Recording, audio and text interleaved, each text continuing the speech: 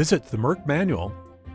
Full access without fees or ads. Thousands of topics written by medical professionals.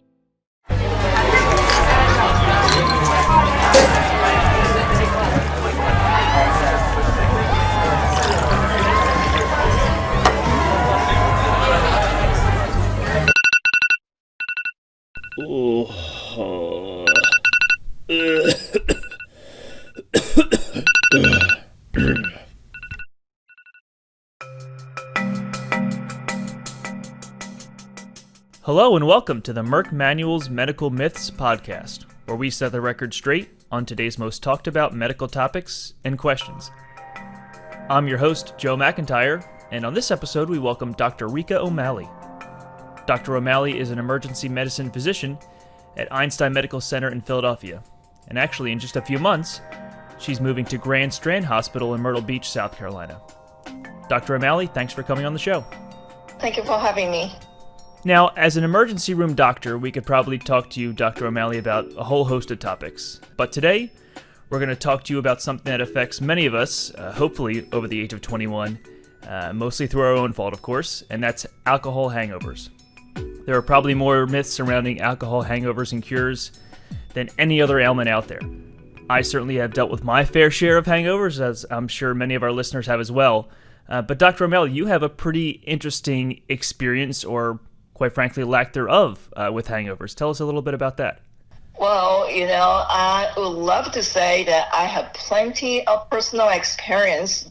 However, I actually never had hangover in my life. And I do drink, but somehow maybe I don't drink enough or something to do with my genetics. I never get hangover. I'm going to say you're just very, very lucky that you don't have to deal with all the side effects that the rest of us has had to deal with. But obviously, as an emergency room doctor, I'm sure you've dealt with your fair share of patients who have come in with either some form of alcohol poisoning or some effects of hangovers that you've seen over the years. Yes, and I see the patient with alcohol poisoning or intoxication pretty much every day. The interesting thing is, actually, unless the patient is not really telling me, I don't get that many patients with hangover. Well, once in a while, I see the young people coming in telling me, yeah, I had a big party. I usually drink, not much, but I did. And I think that's symptoms of, hangover, headache, aches, feeling sick in general, vomiting, low belly cramps. I've been practicing medicine over 10 years, but I don't think I gave the diagnosis of hangovers that many times. So I guess, can you start off by telling us what exactly hangovers are and why do people get these feelings after a night of drinking alcohol? So symptoms of hangovers are like headache, dizziness, sleepiness. At the same time, you can't sleep, although you're very tired and want to sleep, or like abdominal cramping, nausea, vomiting, or some people actually get the diarrhea with that too. And it is related to alcohol, but not just the alcohol itself. That is why a hangover doesn't start while you are actually drinking and having fun, or right after you finish drinking. The symptoms start several hours later, and they are due to the several causes. The dominant player of the hangover is acetaldehyde, which is a metabolite of alcohol. So alcohol undergoes two steps of a metabolic process in your body. After your body absorbs alcohol from the stomach, alcohol is changed into another chemical called acetaldehyde in your liver. Then acetaldehyde is changed into another chemical called acetate. Usually, the change from acetaldehyde to acetate happens very quickly, so you have only a very small amount of acetaldehyde in your bloodstream. That's why you don't get sick when you consume a very small amount of alcohol. But when you drink more, your liver needs to work harder and you make more acetaldehyde in your body. Symptoms like sweating, flushing, nausea, vomiting are due to this aldehyde. Now, I'm sure we've all seen this myth that as we get older, our hangovers get worse. I can probably attest to that quite a little bit. Is there any science or medical evidence behind the fact that as you age, your body is less able to break down alcohol and leads to worse hangovers? Actually, that it seems to be worse when you're younger. So there's one study comparing the hangover symptoms between young drinkers and the older drinkers. The conclusion of the study was the younger drinkers experienced more severe hangover compared to the more aged drinkers. And of course, the study showed the more they consumed and the more severe the hangover was. So maybe, when you're older, you get wiser, so you drink less. Now, how about when it comes to different sexes? Are women more susceptible to hangovers than men are, or vice versa? Is there any difference there? So the women, weigh less than men in general, and so women have smaller size of liver and smaller amounts of an alcohol dehydrogenase, an enzyme that breaks down alcohol into this metabolized as aldehyde. So these are the reasons why women are thought to be more vulnerable to hangover. But you will find recent studies do not show any statistical differences. So it seems that many hangover studies were done using the number of alcohol beverages rather than using the actual dosage of consumed alcohol. When alcohol dosage is used and other parameters are controlled, the study failed to show the difference in the severity of hangover symptoms. Interesting. Now, there is a saying that almost all of us, I'm sure, know at this point, whether we heard it going into college, afterwards, or even before, this idea that beer before liquor, never sicker, liquor before beer, you're in the clear. Is that long-time phrase actually true, or does it really not matter in which order you consume your different types of alcohol drinks when it comes to hangovers? Well, it is not true. So some studies try to prove what you drink first and at the end makes a big difference in the hangover. But sorry, neither type nor order of alcohol beverages affect how sick you get from the hangover. Good to know. Now, I'm going to go back to something you mentioned at the very beginning, these other additives that people add to drinks, whether it's lime juice for a margarita or a ton of sugar for some other drinks. Do high sugar cocktails lead to stronger hangovers? Does sugar have any effect on someone's hangover or lack thereof? Well, you have to be careful about the sweet, sugary alcohol beverages. The sweet drinks are definitely easier to consume, so you tend to drink more amounts more quickly. And of course, you're ingesting more alcohol in that case. Consuming a large amount of sugar can elevate your insulin level. So insulin is a hormone to decrease your blood sugar level. After you drink lots of alcohol and sugar, and the effect of alcohol intoxication begins to fade, now the hangover kicks in. Your blood sugar level might become too low for you now. Low blood sugar can cause headaches, dizziness, sweating, nausea, the symptom just like a hangover. So my answer is no, sweet drinks do not prevent hangover. Now, how about the difference between so-called top shelf alcohol and bottom shelf, if you will, alcohol? Is there any difference in whether you get a hangover more severely with bottom shelf alcohol versus the super expensive, high-priced stuff? So like I said earlier, one of the reasons why people get hangover is this congeners and additives to alcohol to add the taste and smell and look. So something like a gin and vodka, which is like more clear alcohol, may cause fewer hangover symptoms. And something like a whiskey or red wine seems to cause a worse hangover. However, interesting thing is you can still get hangover even when you just drink 100% pure alcohol. So then again, the answer is going to be it depends. How much you drink probably matters more than what actually you drink. Let's talk about prevention a little bit. You mentioned this theory that we've all heard that you should consume some food while you're drinking.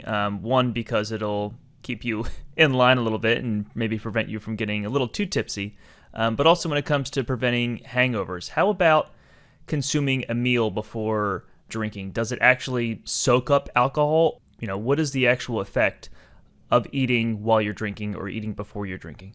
The eating high-fat containing food may may prevent alcohol absorption, but you need to eat before you drink, not after you drink. After you drink an alcohol, it doesn't help. So there is a neuropeptide called galanin in your brain. This chemical is found in your brain and the digestive system, and also other mammals like dogs and cats too, and also rats. And so the galanin is shown to be related to how much rats, not you, eat fat-rich food. And some studies shows increased secretion of galanin when alcohol is injected into the bloodstream. So maybe when you drink, you may get the craving for the greasy food. Now, along that same vein, we've all heard, and you just said it a few minutes ago, that you get severely dehydrated when you consume significant amounts of alcohol. What effect does water consumption and other liquid consumption have on hangovers? It depends how much you will get dehydrated. Like I said earlier, when you are drinking alcohol, you're probably not going to ask for a nice cold glass of water or iced tea, between the glasses of beer and some other liquors. So that by drinking water, it's between the alcohol drinks. Yes, that will cut down the amount of alcohol you're going to drink. So that will help hangover because you're basically decreasing the overall consumption of the alcohol. And also, putting a little bit time between the alcohol consumption. Your body needs time to metabolize alcohol. And just simply, drinking the water between each glass of alcohol, it will give your body time. So all those tips that I got from my parents about the need to drink water when I'm drinking alcohol actually were true. They weren't making that stuff up. I think so. Yeah, you gotta listen to your parents. Whether you're a parent or a seasoned professional, a medical student or a caregiver, the Merck Manual has the right medical information in the best format. And it's always free, easy to access, and readily available for you.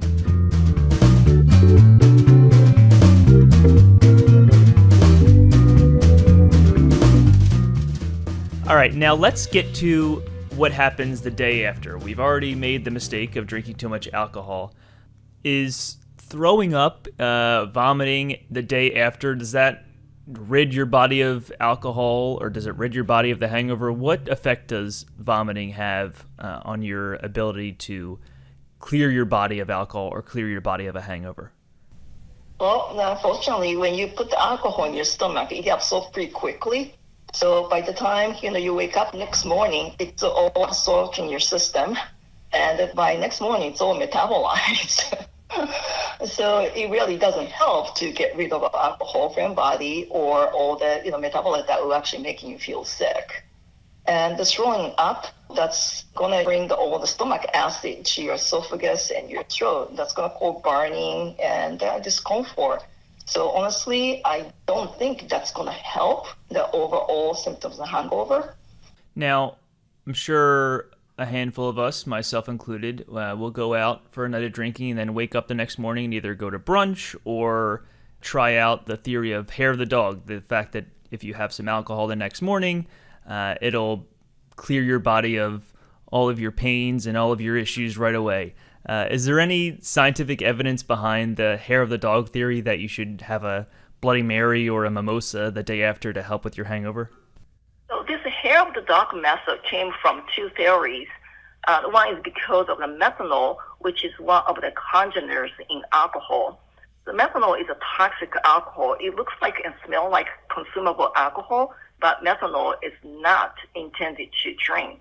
When you drink more than a certain amount of methanol, it can damage your vision, so please do not. A tiny amount of methanol seems to be contained in some alcohol beverages as congeners. So methanol and alcohol, alcohol is chemically called ethanol. They both actually share the same enzyme, alcohol dehydrogenase, for their metabolism. By competing against each other for the same enzyme, adding consumable alcohol may prevent the toxic effect from the metabolites of methanol. So other theory is the dog hair drinking could be potentially alleviating mild alcohol withdrawal symptoms. So the alcohol withdrawal is typically seen in people who often consume a large amount of alcohol.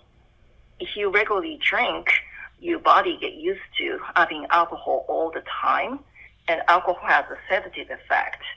So when you stop drinking alcohol abruptly, your brain does not have a chemical that was calming your brain down anymore, and now you feel anxious, nauseous, you become shaky and sweaty, and sometimes you develop hallucinations and seizures. So you do not have the severe symptoms like hallucinations or seizures from the hangover. Still, you get the mild symptoms of alcohol withdrawal, and that sounds almost like, hangover. So either way, the name hair of the dog, this came from the old-time remedy from rabies dog bite treatment. They were putting hair of the rabies dog that bit you into the bite wound. So when that was the treatment for the rabies, dog hair drinking may be the cure for the hangover, but not anymore. So there's also the concern that adding more alcohol to help hangover symptoms may actually promote the bad drinking habit. So I do not recommend dog hair. Now, how about when you wake up the next morning? Is it better to stay in bed, sleep off a hangover, or is it more beneficial to get out of bed, get moving, potentially get some exercise, go for a walk, do some light calisthenics? Does it really matter whether you stay in bed or you get some exercise after a night of drinking? How energetic did you feel when you had the hangover? Not very, I'll say. So, if you feel well enough, go ahead and do, what you need to do. But, definitely the hangover, you don't feel well, so it will decrease your productivity. So, if you feel well enough to wake up and get up and do something, and I think that would probably be a good thing rather than staying in bed all day. But, I think it depends on how well you feel. And, in general, and even when you're not having hangover, the reasonable amount of the exercises make you feel good. So, if you feel well enough, go ahead, get up and move around. Sometimes it just seems impossible, though. So I'll take your advice that it's not fully necessary. Now, I'm sure this next question is something you've dealt with in the hospital. So I'm sure we've all seen these IV hangover treatments, whether it's near a club or people toting these IV treatments to cure hangovers the next day. Obviously, as an emergency room doctor, you've dealt with your fair share of IV treatments. What effect does an IV have on someone's hangover or essentially their alcohol consumption? Does it cure it, or what effect does it have? I wish that I could say, oh yeah, absolutely, the IV treatment will cure hangover, but the truth is there's no cure for the hangover. There's no medications, there's no treatment to cure hangover. The only cure for the hangover is actually time. You just sit there and wait and it get better. But of course, some people get really sick. Some people can't stop vomiting. And then, they get severely dehydrated and lose all these electrolytes, like, salts and potassium from their body. And that will make them sick. And in that case, yes, those people will need an IV fluid and maybe medication to stop vomiting. Otherwise, I don't think, unless you're severely dehydrated or you become hypoglycemic, means your sugar level goes down significantly. And I do not think, IV treatment will particularly be a big help. All right, so Dr. O'Malley, you mentioned in the very beginning the difference between women's bodies and men's bodies when it comes to alcohol tolerance. What about two people who have similar body types, are the same sex, but one says they're more tolerant to alcohol, have a higher tolerance? Is there any evidence to people having a higher tolerance of alcohol based on genetics? Yes, and there are two factors controlling alcohol tolerance: genetic factors and environmental factors. For example, the 1 in 3 people of East Asian descendants actually missing an enzyme called aldehyde dehydrogenase 2. So do you remember that alcohol is metabolized into acetaldehyde, a bad actor of the hangover? So So acetaldehyde is changed in acetate by this enzyme, aldehyde dehydrogenase. If you do not have much aldehyde dehydrogenase, it will quickly build up acetaldehyde in your body. And of course, you're going to get the hangover, and the more aldehyde, you're going to get a worse hangover. So these people quickly learn that they cannot drink because they get sick with small amounts of alcohol. So that's what we call, generally called the tolerance. So, Dr. O'Malley, before we wrap up, I'm sure there are people who have gone to countless websites looking for information on hangover remedies, hangover cures, how to mitigate the effects of alcohol. What resources would you recommend for someone who's looking for information about how to mitigate the effects of alcohol or how to handle your hangover? So first of all, listen to your parents when you're young. Don't drink too much. And that's what they're going to say. And of course, the Merck Manual has lots of good information about alcohol intoxication and also, how to deal and prevent the hangover. Well, Dr. O'Malley, thank you so much again for joining us. This has been a super interesting conversation and one that's going to be relevant for a lot of people out there, perhaps not you as someone who doesn't deal with hangovers, but someone like me who does deal with hangovers more than I'd like to admit. So thank you for sharing this information, these resources for mitigating hangovers and curing them. As we say at the Merck Manuals, medical knowledge is power. Pass it on. Thanks so much.